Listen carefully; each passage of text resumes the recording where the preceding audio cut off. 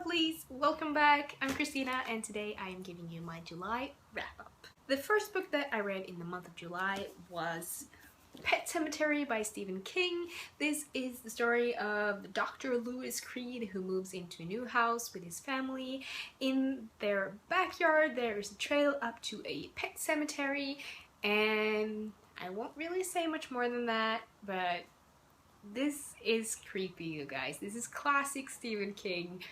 It's just so amazing how he can tell stories that, even if he talks about unnatural themes in his books, the thing that amazes me the most is how he can tell a story that really tells you how monstrous people can be. That is what amazes me about every story that Steve has written. I love his writing. It is for that reason that Stephen King is my absolute favorite author of all time. I gave this a 5 out of 5 stars. Next up, I read Saga Volume 3. Not gonna go much into this because everyone knows what this is about. Yes. If you haven't picked this up yet, what have you been doing lately? You need to read Saga. It is amazing. But I will say this. Number 3 is not my favorite of the volumes that I've read so far. I gave this a 4 out of 5 stars, and the 2 other first volumes that came out I gave 5 out of 5 stars. So I really enjoyed it. The story was good, but I just felt that it didn't live up to the other 2 I've read, but very enjoyable. Next up, I read The Woman That Stole My Life by Marian.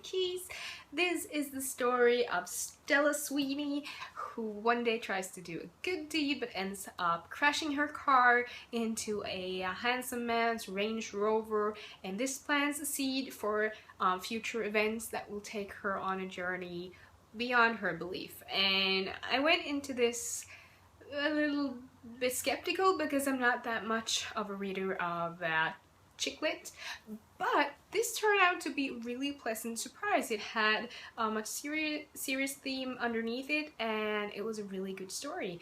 I gave this a 4 out of 5 stars, and I highly recommend it for a good summer read, even though it is quite a big book, but I flew through it. Good.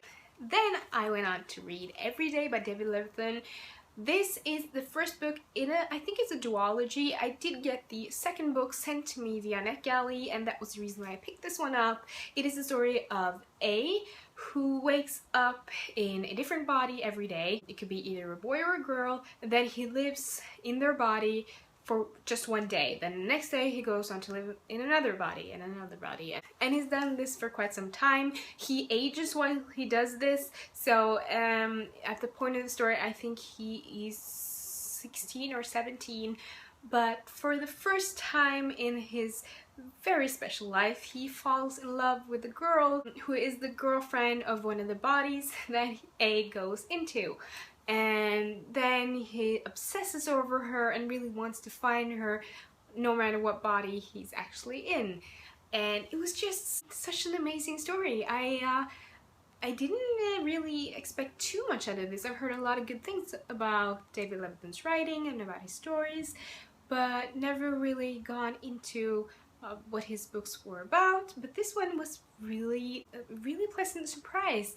I just really enjoyed it. Getting to see the perspectives and thoughts of so many different people and characters throughout this whole book was really a different kind of experience, and I really enjoyed it. I'm looking forward to the next book. I believe that the second book in this duology came out in the UK now very recently, but in the US it will be released on August 25th. So, gonna read that and review that for you guys. But I really enjoyed it. I give it a 5 out of 5 stars. Then I read Aleph by Paulo Coelho. This is a self-discovery story about Paulo Coelho telling how he lost his faith and how he goes on to really try to get his faith and his creativity and his inspiration back, and he goes on this amazing journey, and it was really inspiring.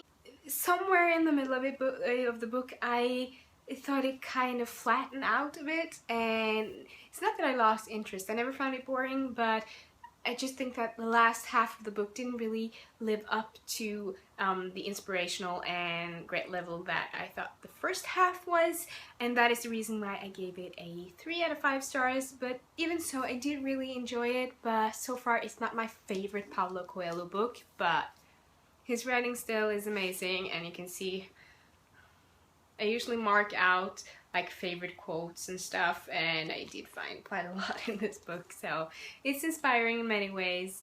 Yeah. Then on my Audible app on my phone, I listened to Finders Keepers by Stephen King. This is the second book in the Bill Hodges trilogy. The first one being Mr. Mercedes, I really enjoyed. I think I gave that a 4 out of 5 stars when I listened to that last year. But Mr. Mercedes is a story of a man who drives into a job application queue for, I think it's McDonald's, with a Mercedes and kills a lot of people. And then you have Bill Hodges, who is a retired cop, who then was the investigator for that particular crime, but didn't find the killer, and because the killer is getting quite cocky over time, he then contacts Bill Hodges when he's retired. And a lot of crazy stuff happened. It's a really suspenseful and interesting book, and as I mentioned earlier about how Stephen King really shows you the monsters within people, he does that really well in these books as well. The second book I thought was not quite as good as the first one, but not far from it either. I gave this one a 4 out of 5 as well. I'm not gonna say much about the story of Finders Keepers because I don't really want to spoil you anything for Mr. Mercedes if you want to read that, but I do highly recommend both of them. They are really suspenseful and really interesting, and I can't wait for the third book to come out. I think that comes out next year, I think so. Then the last book I actually finished today, right before filming this movie, and that is one that I read on my Kindle. And that is True Calling by Siobhan Davis. This book was sent to me by the author to read and give an honest review, and I really liked it. It is the story of... what's her name? Ariana. Wow, I just finished it. This brain doesn't work sometimes. But it is the story of Ariana and her family who has moved from Earth to Novo, a planet that is very similar to Earth. They have chosen a particular set of people to move there to start a new society and to grow and to be sort of a perfect society. And then they start this whole process called the calling, where a bunch of teenagers, when they turn 17, they are matched up with certain partners, and like sort of a reality show, they have to date them, and the people of Novo can vote on who are the most eligible couple, and votes via them and the authorities and their family is what really decides who they are going to marry and have kids with. So it's sort of a forced marriage, but with a twist. Ariana is not too happy about this.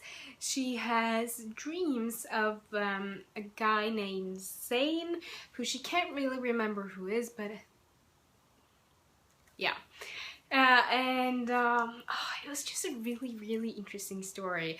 I enjoyed it from beginning to finish. I flew through it, and it's really different, and I really enjoyed the plot and the writing, and it is really a book that I would recommend. If you like something that is sort of a cross between science fiction and reality TV, this is definitely the thing for you, and squeeze in a little teen anxiety as well. I gave this a 4 out of 5 stars, and I'm really looking forward to the next book in the series. It's already out. It came out February this year, so I am gonna get my hands on that pretty soon. So there you have it. These are the books that I read in the month of July. Really happy about it. Thank you so much for watching, guys. Don't forget to give me a thumbs up if you liked it. Hit that subscribe button, and I will see you in my next video. Bye.